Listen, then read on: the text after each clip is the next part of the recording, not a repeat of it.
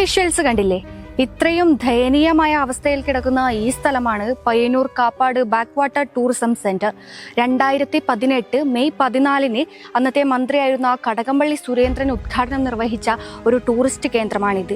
Payyanur MLA ആയി C. Krishnan ഉണ്ടായിരിക്കുന്ന സമയത്താണ് ഈ ഒരു ടൂറിസ്റ്റ് സെന്റർ നിലവിൽ വന്നത്. അതിനുശേഷം നേതൃത്വം മാറി വന്നെങ്കിൽ കൂടിയും ഈ ഒരു ടൂറിസ്റ്റ് സെന്ററിന്റെ അവസ്ഥയാണ് ഇപ്പോൾ നിങ്ങൾ കാണുന്നത്. അത്രയും ദയനീയമായ അവസ്ഥ. ഒരാളും തിരിഞ്ഞു പോലും നോക്കാതെ നാമാവശേഷമായി കിടക്കുകയാണ് ഈ ഒരു ടൂറിസ്റ്റ് സെന്റർ. പയ്യന്നൂരിനെ സംബന്ധിച്ച് ടൂറിസത്തിന് അത്രയും സാധ്യതയുള്ള ഒരു സെന്ററാണ് പയ്യന്നൂർ നഗരം എന്നത്.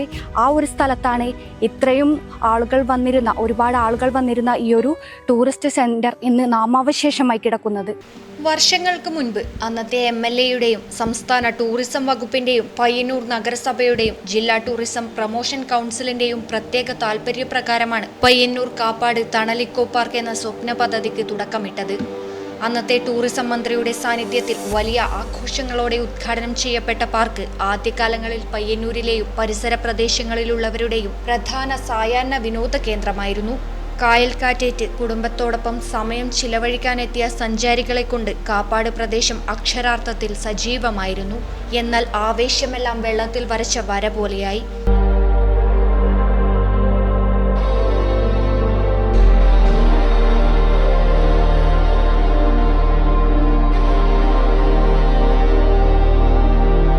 പാർക്കിന്റെ നടത്തിപ്പിലും പരിപാലനത്തിലും അധികൃതർ കാണിച്ച അനാസ്ഥ ഇന്ന് ഈ വിനോദസഞ്ചാര കേന്ദ്രത്തെ ഒരു പ്രേതാലയമാക്കി മാറ്റിയിരിക്കുകയാണ്.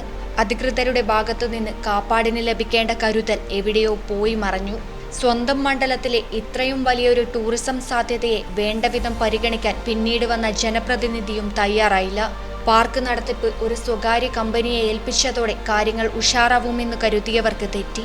നടത്തിപ്പുകാർ കൈവിട്ടതോടെ കാപ്പാടിന്റെ തണൽ പൂർണ്ണമായും നിലച്ചു. ലക്ഷക്കണക്കിന് രൂപയുടെ നികുതി പണമാണ് ഇവിടെ മണ്ണടിഞ്ഞത്.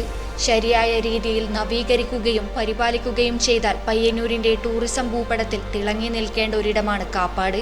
തണൽ ഇക്കോ പാർക്ക് എന്ന ബോർഡ് കണ്ട് പാർക്കിലേക്ക് വരുന്ന സഞ്ചാരികൾക്ക് ഇപ്പോൾ സൗജന്യമായി അഡ്വഞ്ചർ ടൂറിസം അനുഭവിക്കാൻ പറ്റുന്ന അവസ്ഥയാണിപ്പോൾ ഇവിടെ.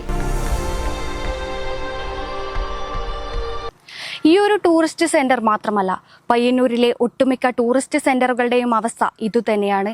ഇത്രയും അധികം വിനോദസഞ്ചാര സാധ്യതകൾ ഏറെയുള്ള പയ്യന്നൂർ നഗരത്തിൽ ഇങ്ങനെ ഈ പാർക്ക് കിടക്കുന്നു എന്നത് തീർത്തും ലജ്ജാവഹം തന്നെയാണ്. അധികാരികളുടെ ഉത്തരവാദിത്തമില്ലായ്മ തന്നെയാണ്. ക്യാമറമാൻ പവിത്രൻ കണ്ടോത്തിനൊപ്പം അഞ്ജലി ലക്ഷ്മണൻ, നെറ്റ്വർക്ക് ന്യൂസ്.